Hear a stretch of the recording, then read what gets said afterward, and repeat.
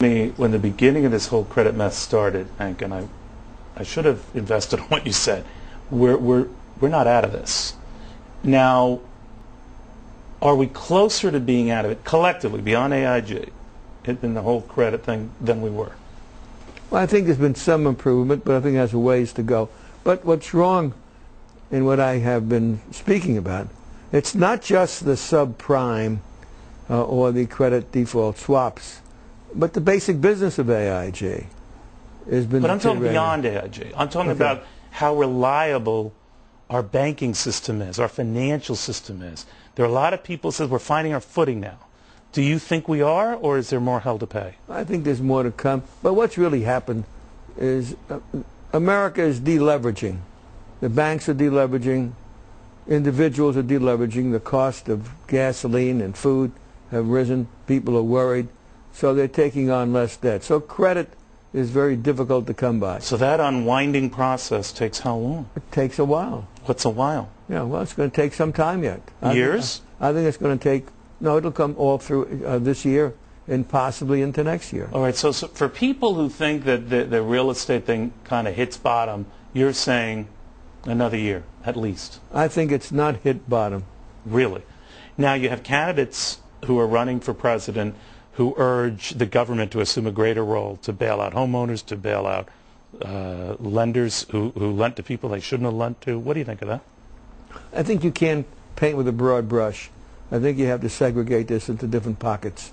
There are many people who went into these deals knowing that that they couldn't afford to go into a deal, and they'd hope to flip the house as prices were continuing to rise. So they deserve to suffer? They certainly had no right to be there to begin with. Now, there are some people who were misled, but sorting all that out, it's not going to be an easy job. So what do you think of polls, Hank, that say now there's a sort of aftershock of people who are pulled on the subject say, we don't like these bailouts. We're paying our mortgages. We're meeting our obligations. Yeah. It's tough, but we're doing it. And we don't think you should be helping those who couldn't or didn't or got in deeper than they should have. What do you think of that? Well, I think they're right. Look, this is a market economy. At least I used to believe it is. You can't begin to modify it every time something goes wrong. We go around preaching market economy.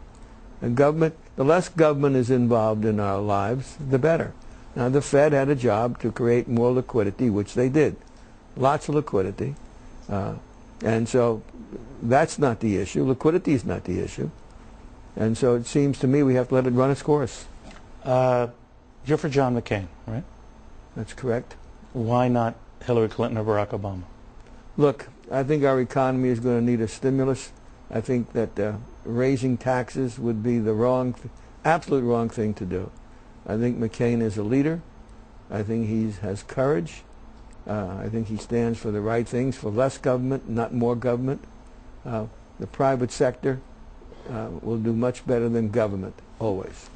While you're here, a lot of folks know you're a billionaire, very successful. They don't know that you're a war hero. Well, you were a billionaire. That's right, the AIG stock's on. Real quickly, you're a Bronze Star war hero. You're the one man who took on Iranian President Ahmadinejad when he refuted the Holocaust. Right. Could you recount that story real quickly? Well, it was we talked about it last time I was on your program.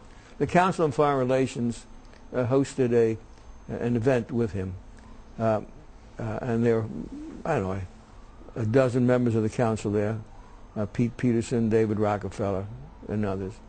And they raised the question how he can believe and continue to talk about that there wasn't a Holocaust. And he was giving some gibberish answer. And, you know, I intervened and said, listen, I was there when Dachau was liberated, so don't tell me there was no Dachau. Everyone was silent. Everyone was silent. There were thousands of Americans and French and British soldiers there as well. And he changed the subject.